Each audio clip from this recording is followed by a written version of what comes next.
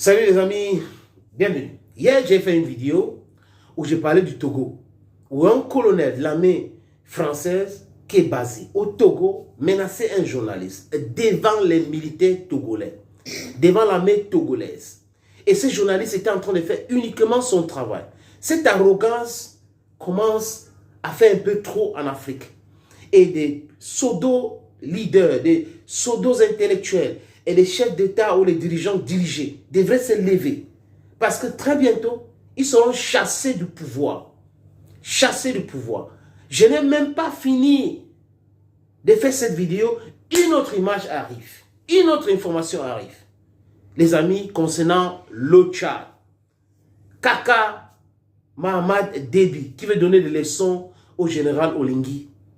Ce monsieur qui a été installé démocratiquement par Emmanuel Macron, qui a fait un coup d'État démocratique, qui a fait éliminer l'ancien président avec la complicité des anciens colons, parce que Emmanuel Macron ne pouvait pas venir au Tchad s'il n'était pas dans le complot là, les amis, qui nous prouve le contraire. Et nous le voyons tous les jours. Et on regarde ces Kaka Déby qui a essayé de négocier avec les nouvelles autorités au Niger pour faire revenir un chef rebelle, un terroriste au pouvoir qu'on appelle Bazoum. Oui, cette bazoumification, les Nigériens ont dit non à cela. Les amis tchadiens, venez nombreux, connectez-vous, abonnez-vous. On a notre mouvement qu'on appelle MSLA. C'est très important. Allez sur la page de Danny Scopio, vous allez voir toutes les informations. Et très bientôt, nous allons commencer à publier certaines informations. Mais il y a déjà des groupes WhatsApp de MSLA au Burkina Faso, au Mali, en Côte d'Ivoire, en Guinée-Conakry. Donc, il y a d'autres pays qu'on est en train d'engager comme ça dans ce mouvement. C'est très important. Nous devons libérer l'Afrique. Et on ne peut pas libérer l'Afrique sans toutefois libérer les consciences. Ça commence par le mindset, l'éducation et la bonne information. Et cette bonne information, nous l'avons aujourd'hui. Hier, nous étions peu nombreux. Aujourd'hui, nous sommes vraiment des milliers, 1 milliard et plus de personnes en Afrique qui veulent la libération de l'Afrique. Et c'est seulement une infime minorité, 1% des corrompus à qui on a donné les armes, la protection et qui manipulent l'armée et autres. Mais c'est en train de se friter. Ce soutien de l'armée à ce régime mortifère est en train de se friter. Ils vont changer, ils vont faire le remaniement, ça ne va rien servir. Peut-être qu'ils vont prendre les vrais gens qui vont impulser ces révolutions dans beaucoup de pays pour changer dans les postes stratégiques. Et boum, ça va se passer comme ça. Nous allons nous libérer. Nous devrons nous libérer.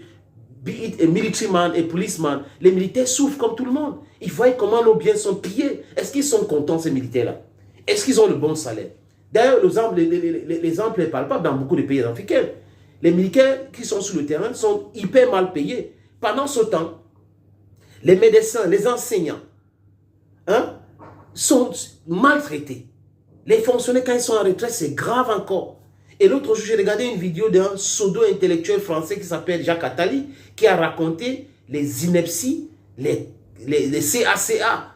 Oui, les amis, revenons au Tchad.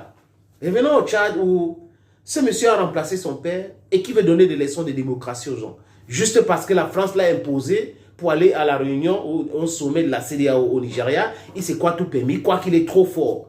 Oui, il y a eu les manifestations dans son pays, on a tiré sur les gens, on n'a rien fait. Aujourd'hui, au Tchad, les amis, j'ai dit au Tchad, un militaire français tire à bout portant sur un militaire tchadien. Donc, il a battu.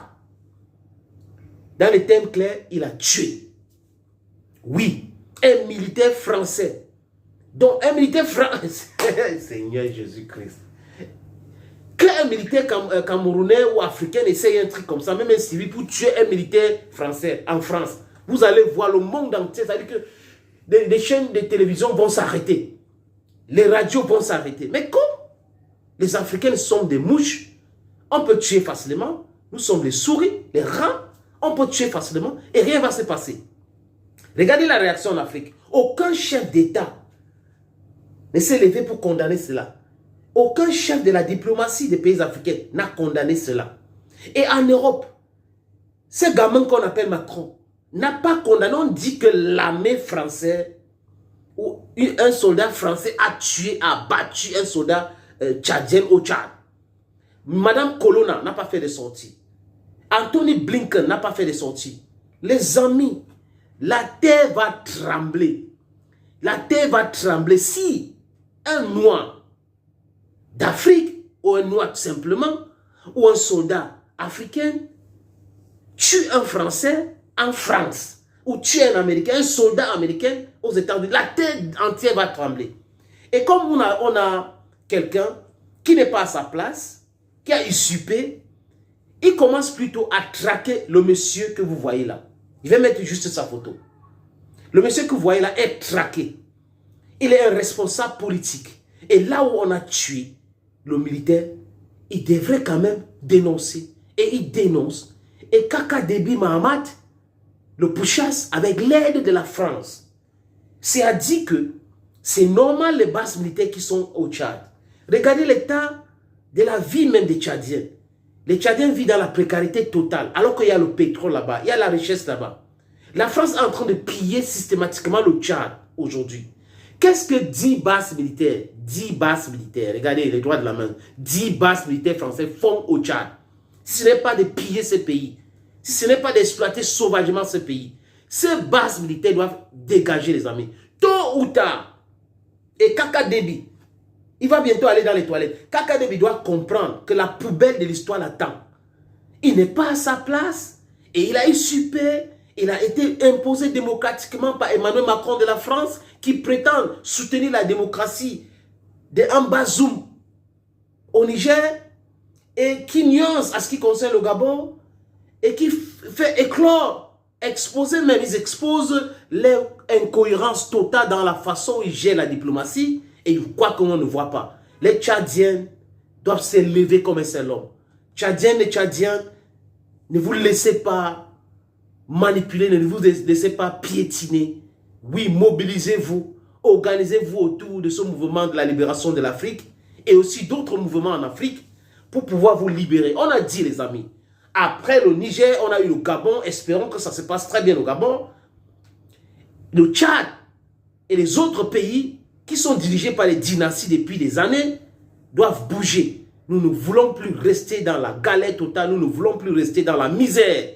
Oui, cette misère nous a été imposée par l'impérialisme, imposée par la France. Aujourd'hui, Macron tient un autre discours que la fin de l'abondance, c'est pour très bientôt. Oui, la fin de l'abondance, c'est pour très bientôt parce qu'on est en train de s'élever. On dit non à au banditisme, on dit non au pillage.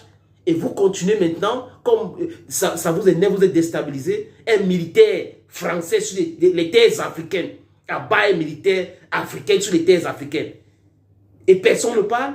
Non, Tchadiens et Tchadiennes, levez-vous. Jeunesse africaine, concentrons-nous sur l'Afrique. Concentrons-nous sur l'Afrique. L'Afrique a besoin de nous. L'Afrique a besoin de se libérer. Thank you friends for watching this video. À très bientôt. Bye bye.